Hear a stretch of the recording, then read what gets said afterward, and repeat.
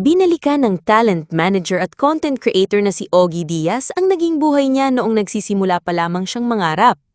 Knows niyo ba na bago makapasok sa mundo ng showbiz si Mama Ogs, ay naging alalay muna siya ng award-winning TV host at manunulat na si Nanay Christy Fermin?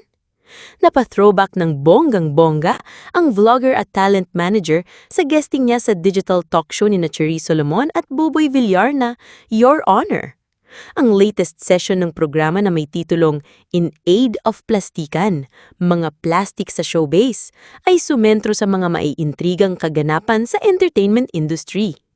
Pero sa simula ng panayam, binalikan muna ni Mama Ogs noong maging assistant siya ni Nanay Christy Fermin noong dekada 80. Say ni Ogie, tambay siya noon sa GMA Network. That 1986? Oo, 16 years old ako.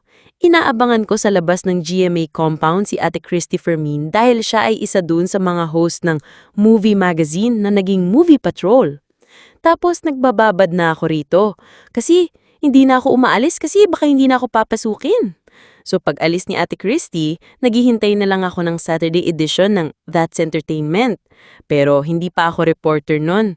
Alalay ako ni Ate Christy. Taga-bit-bit ng blazer niya, ng tubig niya, saka ng bag niya. Pahayag pa ni Mama Ogs.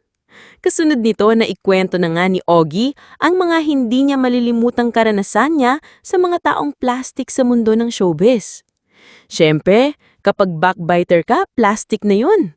So maraming uri, maraming klase ng kaplastikan talaga.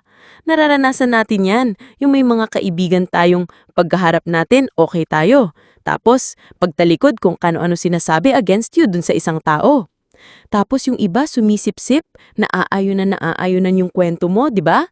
Kasi nga, may kailangan ako sa'yo kaya aayunan kita. Paliwanag ni Ogie. Dagdag pa niya, ang daming mga kaplastikan talaga dito.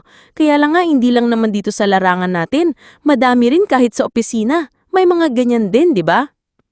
Sa ngayon, namamayagpag ang mga YouTube channel ni Mama Ogs, bukod pa sa patuloy niyong pagpoproduce ng pelikula at ilang charity events.